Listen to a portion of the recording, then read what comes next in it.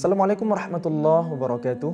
Alhamdulillahi wa kafa, wassalatu wassalamu ala rasulillahil mustafa wa ala alihi wa ashabihi wa mal wafa.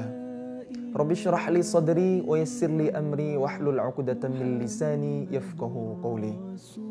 Makasih ya buat teman-teman semuanya yang udah dukung channel ini dengan subscribe. Jangan lupa tonton sampai habis ya.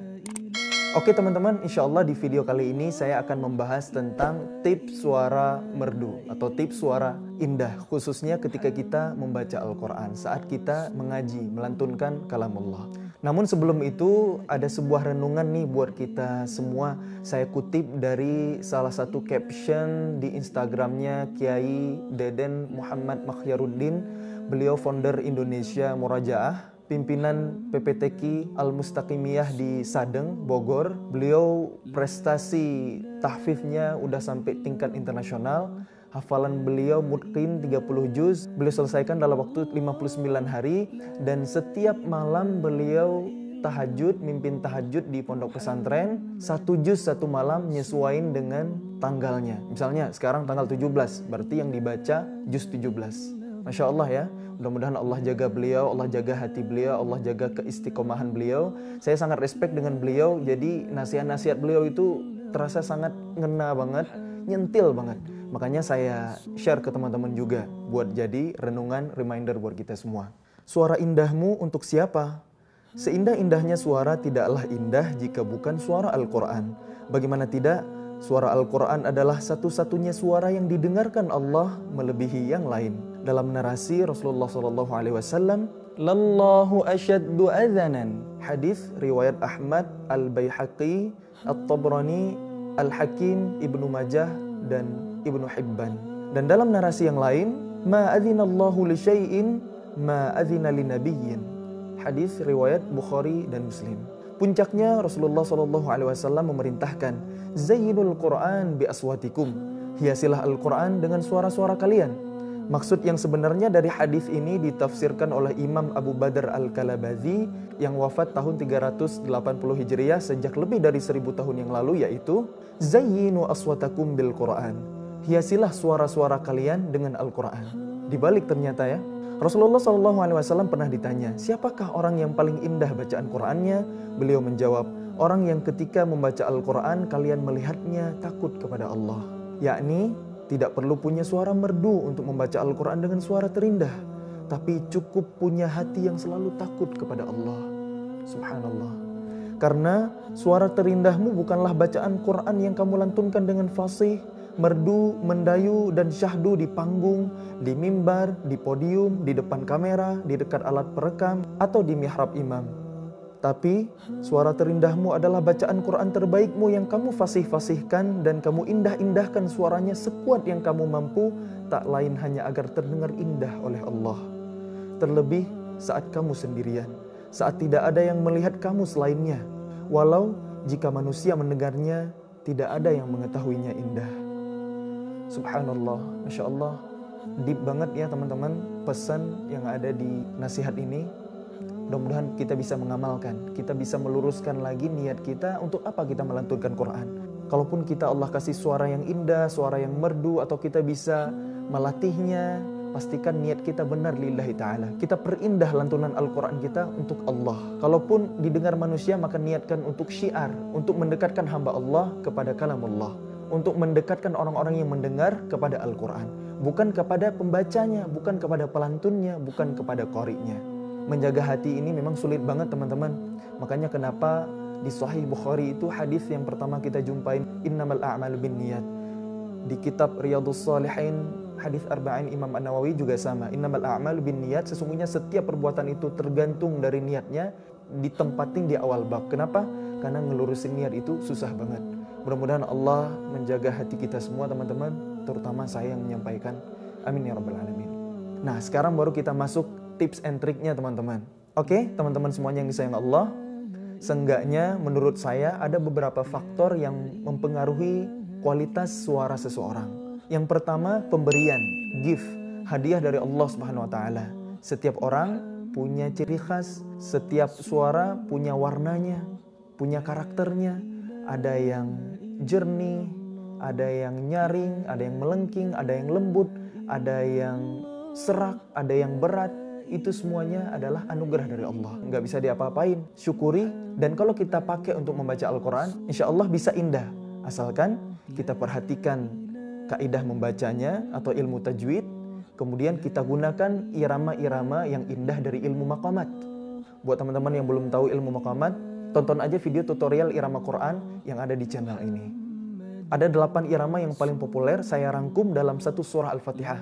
Ketika kita menggunakan irama dalam membaca Al-Quran, setelah sebelumnya kita memperhatikan aspek tajwid, rambu-rambu cara membacanya, kemudian tadabbur, penghayatan terhadap maknanya, barulah bacaan Al-Quran terdengar indah. Misalnya suaranya udah bagus banget, irama udah keren banget, tapi tajwidnya berantakan, nggak akan indah teman-teman. Nah, 8 irama yang paling populer saya bacakan di surah Al-Fatihah secara bergantian. A'udzu billahi minasy syaithanir rajim. Bismillahirrahmanirrahim. Alhamdulillahi rabbil alamin. Ar-Rahmanir-Rahim. Maliki yaumiddin.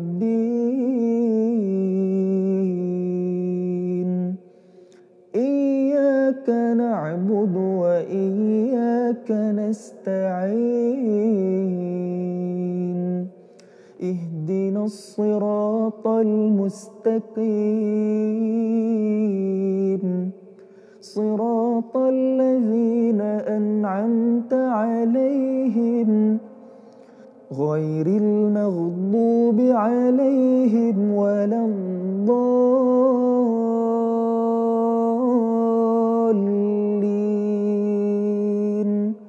آمين.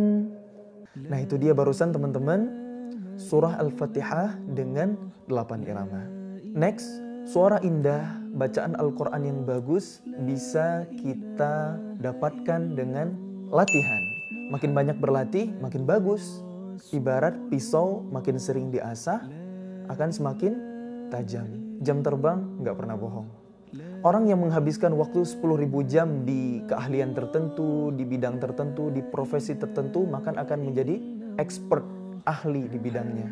Tips berikutnya teman-teman, menggunakan ramuan.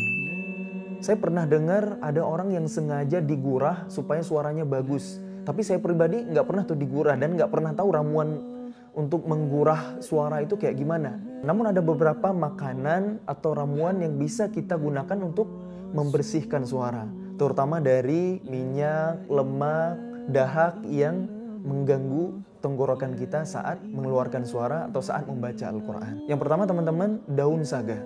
Saya waktu kecil dulu di Aceh sering banget mengkonsumsi yang namanya daun saga karena mudah ditemukan. Tapi selama tinggal di Bandung udah jarang nemu.